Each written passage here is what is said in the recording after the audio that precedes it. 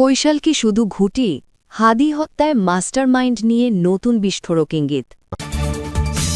শহীদ শরীফ ওসমান হাদি হত্যার বিচার না হওয়া পর্যন্ত শাহবাগ অবরোধের ঘোষণা।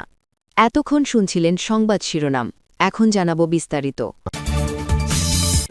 শরীফ ওসমান হাদির হত্যাকাণ্ড এখন আর শুধু একটি খুনের ঘটনা নয়, এটা রূপ নিচ্ছে ক্ষমতা, ভয় আর বিশ্বাসঘাতকতার এক ভয়ঙ্কর অধ্যায়। এতদিন ধরে যে সন্দেহকে সত্য বলে ধরে নেওয়া হয়েছিল, সেই সন্দেহেই লুকিয়েছিল সবচেয়ে বড় ভুল। আর সেই ভুল ধরতেই এবার উঠে পড়ে লেগেছে ইউনূস প্রশাসন। প্রথমবারের মতো প্রশাসনের হাত গিয়ে পড়েছে ঠিক সেই জায়গায় যেখানে এতদিন কেউ আলো ফেলেনি। রাজনৈতিক অন্দরমহলে শুরু হয়েছে চাপা উত্তেজনা। মোহাম্মদ ইউনূস ও সেনাপ্রধান ওয়াকারুজ্জামানের মধ্যকার সম্পর্ক নিয়ে চলছে ভাঙনের খেলা, যার ঢেউ গিয়ে লাগছে হাদি হত্যাকাণ্ডের তদন্তে। এতদিন সাধারণ মানুষকে যে গল্প শোনানো হয়েছিল, হাদিকে হত্যা করেছে ফয়সাল করিম মাসুদ আর সে ভারতে পালিয়ে গেছে, সেই গল্প এখন ভেঙে পড়ছে। কারণ আশ্চর্যজনকভাবে প্রশাসনের পক্ষ থেকে এমন কোনো চূড়ান্ত তথ্য কখনোই প্রকাশ করা হয়নি, বরং ডিজিএফআই-এর অনুসন্ধানে বেরিয়ে এসেছে এক ভয়ঙ্কর সত্য, যেখানে শুটার ফয়সালের নামের সঙ্গে জড়িয়ে যাচ্ছে এমন এক শক্তি যার ছায়া সেনাপ্রধান পর্যন্ত বিস্তৃত বলে আলোচনা চলছে। এর মধ্যেই সামনে এসেছে আরেকটি তাৎপর্যপূর্ণ খবর। জুলাই আন্দোলনের প্রেক্ষাপটে সরকার এবার সরাসরি নিরাপত্তা জোরদার করার পথে হাঁটছে। জুলাই যোদ্ধা সমন্বয়ক সংসদ সদস্য প্রার্থী এবং বিভিন্ন রাজনৈতিক দলের শীর্ষ নেতাদের জন্য বিশেষ নিরাপত্তা ব্যবস্থা নেওয়া হয়েছে। এর অংশ হিসেবে আন্দোলনের সম্মুখ সারির কয়েকজনকে দেওয়া হয়েছে গার্ডম্যান নাহিদ, হাসনাত সহ কারা এই তালিকায় আছে তা নিয়েও থাকছে বিশেষানুসন্ধান। তদন্ত সংশ্লিষ্ট একাধিক সূত্র বলছে, হাদি হত্যার পেছনে এমন একজনের হাত রয়েছে যার কারণে খুনিকে জীবিত ধরা প্রায় অসম্ভব। কিন্তু মাস্টারমাইন্ড কে? জনমনের যে সন্দেহ শুরুতে শাহীন চেয়ারম্যানের দিকে থাকলেও তা এখন অন্য দিকে মোড় নিয়েছে। সন্দেহের তীর এবার তীব্র হয়ে উঠেছে সেনাপ্রধানের দিকে। কিন্তু কেন ফয়সালকে জীবিত উদ্ধার করা সম্ভব নয়, এই প্রশ্ন সামাজিক যোগাযোগ মাধ্যমে তোলপাড় সৃষ্টি করেছে। এর উত্তরে ইনকেলাব মঞ্চ হুঁশিয়ারি দিয়েছে, খুনিকে দ্রুত জীবিত গ্রেফতার করুন, বন্দুকযুদ্ধের নাটক আমরা দেখতে চাই না। বিশ্লেষকরা মনে করছেন, বিগত বছরগুলোতে যেভাবে গুরুত্বপূর্ণ কিছু কেস বন্ধ করা হতো বন্দুকযুদ্ধের আড়ালে, ঠিক তেমনি হাদির মৃত্যুর পেছনে সুদূরপ্রসারী নীল নকশা থাকতে পারে। এর মূল পরিচালক কে, সেই রহস্য এখনও উদ্ঘাটিত হয়নি। তবে ফয়সালকে জীবিত উদ্ধার করা সম্ভব হবে কিনা, সময়ই তার উত্তর দেবে। ইনকেলাব মঞ্চের আহ্বায়ক শহীদ শরীফ ওসমান হাদি হত্যার বিচার না হওয়া পর্যন্ত রাজপথ ছাড়বে না ইনকেলাব মঞ্চ, এমনই কঠোর ঘোষণা দিয়েছেন সংগঠনটির সদস্য সচিব আবদুল্লাহ আল জাবের। গত শুক্রবার ২৬শে ডিসেম্বর শাহবাগ অবরোধ কর্মসূচিতে তিনি স্পষ্ট করে জানান, খুনিদের গ্রেফতার ও দৃষ্টান্তমূলক বিচার না হওয়া পর্যন্ত এই আন্দোলন চলমান থাকবে। আবদুল্লাহ আল জাবের বলেন, বিচার না হওয়া পর্যন্ত আমরা রাজপথেই থাকব।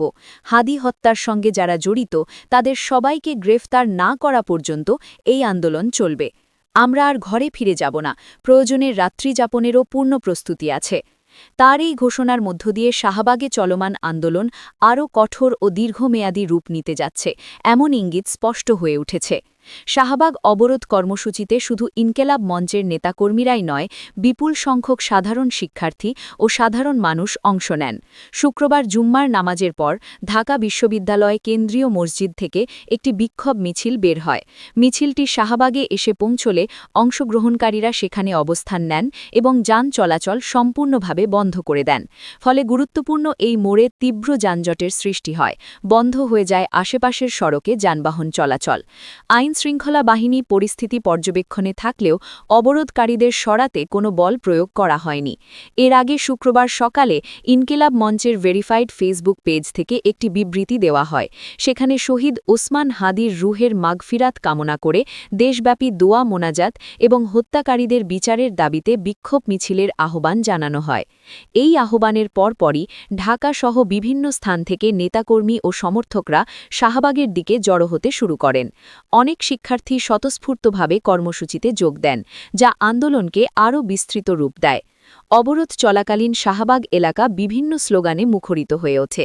আন্দোলনকারীদের মুখে শোনা যায়, নারায়ে তাকবীর, আল্লাহু আকবার, দিল্লি না ঢাকা, ঢাকা ঢাকা, এক হাদি লোকান্তরে লক্ষ হাদি লড়াই করে।